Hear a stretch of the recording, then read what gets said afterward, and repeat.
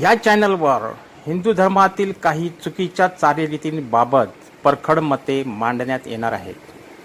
त्याची सुरुवात गणेशोत्सव विषयावर काही विचार आपणापुढे ठेवणार आहोत. मुंबईमध्ये तर गणेशोत्सव मोठ्या उत्साहाने साजरा केला जातो. लोकमान्य टिळकांनी इंग्रजांविरुद्ध सामान्य जनतेने एकत्र यावे यासाठी सार्वजनिक गणेशोत्सवाची मुहूर्तमेढ पुणे आणि मुंबईत रोवली. लोकमान्यांचा उद्देश त्यावेळी बऱ्याच अंशी सफल झाला असे म्हणता येईल.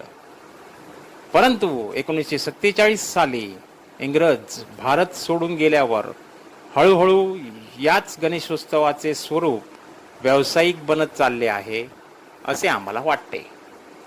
आज देव ही संकल्पना दिखाऊ होत चालली आहे. कारण माझ्या गल्लीतील गणपती, माझ्या मंडळाचा गणपती हाच कसा नवसाला पावतो, तोच कसा जागृत देव आहे, या चढाओढीत प्रत्येक जण दुसऱ्या गल्लीतील देवाला तोही गणपती बाप्पाच असतो त्याला कमी पाडत का कसे येईल असा प्रयत्न करताना दिसतात. तुझ्या माझ्या वादात आता एकच रूप असलेल्या आणि सृष्टीचा निर्माता असलेल्या गणरायाची वाटणी करण्यात येते. या गणरायाला आपल्या गल्लीचे नाव देऊन मर्यादित ठेवले जाते. लालबागचा राजा, चेंबूरचा राजा, खेतवाडीचा राजा, गिरगावचा राजा, कुलाब्याचा महाराजा अशा हास्यास्पद बिरुदावल्या गजाननाला दिल्या जातात. राजा, महाराजा, विघ्नहर्ता, महाधिराज अशी नाविन्यपूर्ण नावे शोधून काढली जातात. लाखो रुपये खर्च करून त्यांच्या जाहिराती केल्या जातात. मोठमोठे देणगीदार, जाहिरातदार यांच्याकडून मोठ्या देणग्या घेतल्या जातात. त्यांचे जाहिरातींचे मोठमोठे गेट लावण्यात येतात.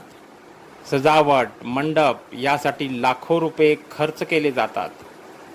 खेतवाडी सारख्या ठिकाणी तर संपूर्ण गल्लींचे रूपांतर मंडपात झालेले असते. काही ठिकाणी तर वर्षभर कायमस्वरूपी लोखंडाचे मंडप बांधण्यात आले आहेत. गणेशोत्सवाच्या महिनाभर आधीच गल्लीचा रस्ताच बंद केला जातो. बऱ्याच ठिकाणी तर गणरायाच्या मूर्तीच्या बाजूलाच आकर्षक देखावे बनविण्यात येतात. यावर लाखो रुपये खर्च करण्यात येतो. त्यासाठी देवदर्शन आणि देखावे पाहण्यासाठी तिकीट विक्री केली जाते. गणेशोत्सवाच्या 10 दिवसात आपल्या मंडळाचे नाव व्हावे यासाठी पैसे देऊन सिने कलावंत आणले जातात. ज्या मंडळाच्या मंडपात जास्त सिने कलावंत येतात ते मंडळ त्यांची जोरदार प्रसिद्धी करते. कोणत्याही माध्यमातून मंडळाकडे जास्तीत जास्त पैसा कसा येईल यासाठी प्रयत्न केले जातात. अगदी गणरायाच्या स्टेज मागे जुगाराचे अड्डे बसवले जातात. या अड्ड्यांना चालवण्यासाठी लिलाव बोली लावण्यात येते. महागाईमुळे देणगीदार आणि देणगीवर परिणाम होत असल्यामुळे हे जुगाराचे अड्डे मंडळाचे प्रमुख आर्थिक स्रोत बनले आहेत. गणरायाचे आगमन आणि विसर्जन हा एक वेगळाच विषय आहे. डीजे वाजल्याशिवाय आणि दारू पिऊन नाचल्याशिवाय गणरायाचे आगमन आणि विसर्जन होतच नाही. विसर्जनाच्या सुरुवातीला जी गर्दी असते ती विसर्जन करताना कधीच नसते.